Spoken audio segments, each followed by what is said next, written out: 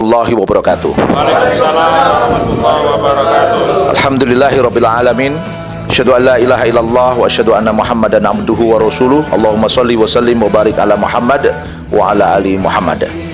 Seperti kita ketahui bersama, beberapa hari ini beberapa menteri menyampaikan bahwa dalam pekan depan ini akan diumumkan rencana kenaikan harga BBM non subsidi, yaitu Pertalite, kemudian solar. Kenaikannya kira-kira 30%. Pada kesempatan kali ini kami sampaikan bahwa kenaikan harga BBM Pertalite maupun solar hanya akan menambah beban rakyat. Dampak COVID-19 terkait dengan PHK, terkait dengan pengangguran belum selesai.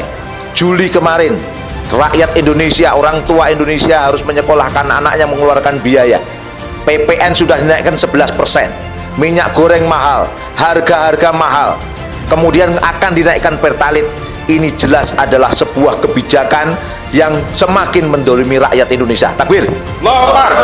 Kemudian kami sampaikan, ketika ini benar-benar akan dilakukan oleh negara, maka ingatlah, kemiskinan akan semakin meningkat, pengangguran akan semakin meningkat.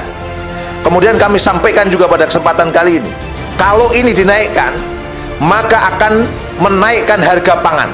Muncullah inflasi. Dalam perhitungan Bima Yudhistira dari Indef, disampaikan bahwa inflasi itu akan mencapai 6-8%. Ini jelas kedoliman yang luar biasa. Takbir. Saya menyampaikan, penduduk miskin Indonesia atau menengah ke bawah Indonesia 70% itu digunakan untuk pangan. Bayangkan, ketika inflasi meningkat sampai 6-8%, jelas ini suatu penderitaan luar biasa buat rakyat Indonesia.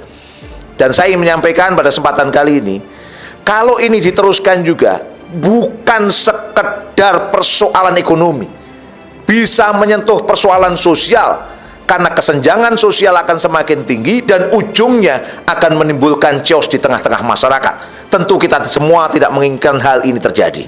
Oleh karena itu kami sampaikan, kita harus jujur semua berkata, kita harus jujur sekali semua berkata bahwa memang Indonesia net import, bahwa Indonesia sekarang impor terhadap minyak dan gas ini.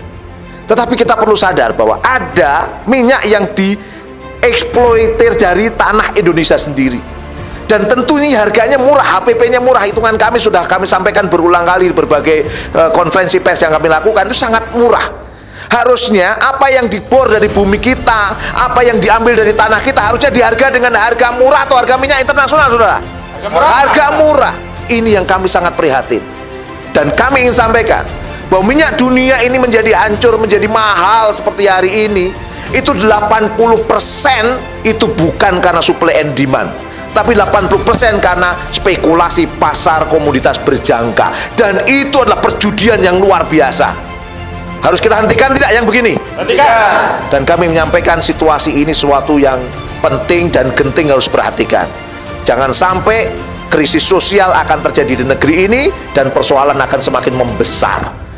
Kami sampaikan poin ini sebagai sebuah ranah pembuka sebelum akan disampaikan pernyataan sikap oleh Bang Ahmad Ghazunudin. Selebihnya kami sampaikan pada Bang Ahmad Ghazunudin untuk menyampaikan pernyataan sikap kita bersama. Silakan. Baik. Bismillahirrahmanirrahim.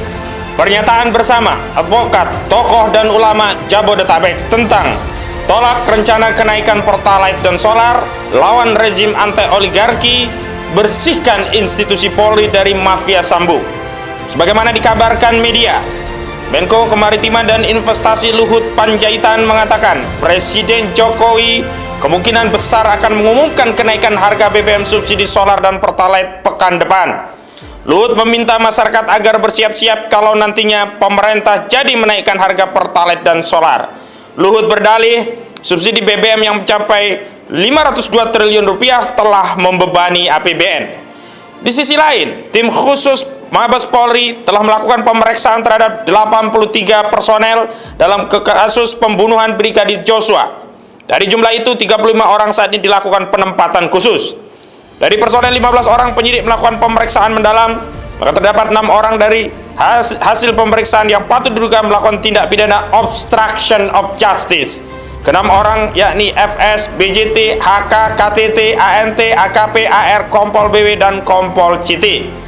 Berdasarkan dua peristiwa tersebut di atas, kami advokat, ulama, dan tokoh Jabodetabek menyatakan: pertama, menolak rencana kenaikan Pertalite dan solar dengan alasan apapun.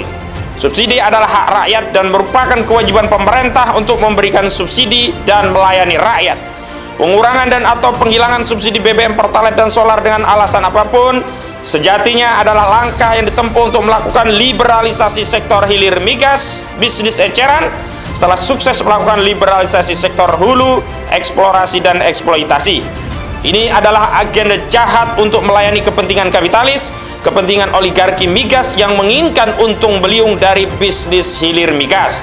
Kedua, pemerintah khususnya Presiden Jokowi jangan pelit terhadap rakyat dengan mempersoalkan subsidi BBM yang nilainya hanya 502 triliun rupiah. Harusnya Presiden usut tuntas semua maling dan koruptor uang rakyat, termasuk batalkan proyek IKN dan kereta cepat yang unfaedah. Lagi pula, APBN tahun 2022 nilai belanjanya mencapai 3.106 triliun rupiah, sementara pendapatannya dipatok 2.266,2 triliun rupiah. Nilai pendapatan sebesar 2.266,2 triliun rupiah dalam APBN mayoritasnya ditopang dari pajak yang diambil dari rakyat. Penerimaan sektor pajak diperkirakan mencapai 1.784 triliun rupiah. Itu artinya angka 502 triliun untuk subsidi rakyat jauh lebih kecil daripada pajak yang diambil dari rakyat sebesar 1.784 triliun rupiah. Ketiga, bahwa sesungguhnya bukan rakyat yang diminta bersiap-siap, tapi Presiden Jokowi lah yang harus bersiap-siap menghadapi kemarahan rakyat kalau sampai berani menaikkan Pertalite dan solar. Saya ulangi, bahwa sesungguhnya bukan rakyat yang diminta bersiap-siap, tapi Presiden Jokowi lah yang harus bersiap-siap menghadapi kemarahan rakyat kalau sampai berani menaikkan Pertalite dan solar. Sebab BBM jenis Pertalite dan solar banyak dikonsumsi rakyat yang jika naik pasti memicu kenaikan harga-harga barang dan jasa, dampaknya menambah beban dan penderitaan rakyat. Rakyat yang lapar, terbebani, dan menderita karena kenaikan Pertalite dan solar sudah pasti marah, dan jika kemarahan rakyat sudah memuncak, boleh jadi akan mengakibatkan Presiden Jokowi mengalami nasib yang sama dengan rejim Raja Paksa di Sri Lanka. Keempat, adapun perlu kami pula tegaskan bahwa kasus pembunuhan berencana terhadap Brigadir Joshua Huta Barat yang dilakukan oleh komplotan mafia Sambo sangat melukai rakyat, merusak harmoni, dan merobek-robek kain tenun kebangsaan. Karena itu, tidak boleh ada kata maaf pada geng Sambo. Semua yang terlibat dalam kasus pembunuhan berencana Brigadir Joshua, juga yang melakukan tindakan obstruction of justice, harus diproses secara hukum. Kelima, Inspektorat Khusus Itsus tidak boleh menjadikan penegakan kode etik profesi polisi sebagaimana diatur dalam Perpol nomor 7 tahun 2022 sebagai sarana untuk menyelamatkan para mafia geng Sambo dari ancaman pidana karena terbukti terlibat dalam kejahatan obstruction of justice. Dengan modus apapun, baik dengan menyatakan hasil pemeriksaan Itsus menyatakan anggota polisi terperiksa tidak terbukti melanggar etik sehingga mustahil melanggar pidana, atau dengan menyatakan anggota polisi terperiksa terbukti melanggar etik telah diberikan sanksi etik sehingga tidak perlu diproses pidana karena hanya pelanggaran etik, bukan tindak pidana.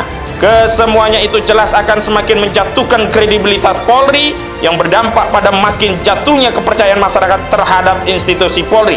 Sekali lagi, kesemuanya itu jelas akan semakin menjatuhkan kredibilitas Polri yang berdampak pada makin jatuhnya kepercayaan masyarakat terhadap institusi Polri.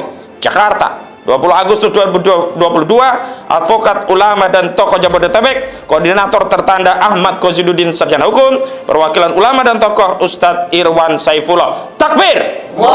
Takbir! Takbir! Assalamualaikum warahmatullahi wabarakatuh. Waalaikumsalam warahmatullahi wabarakatuh.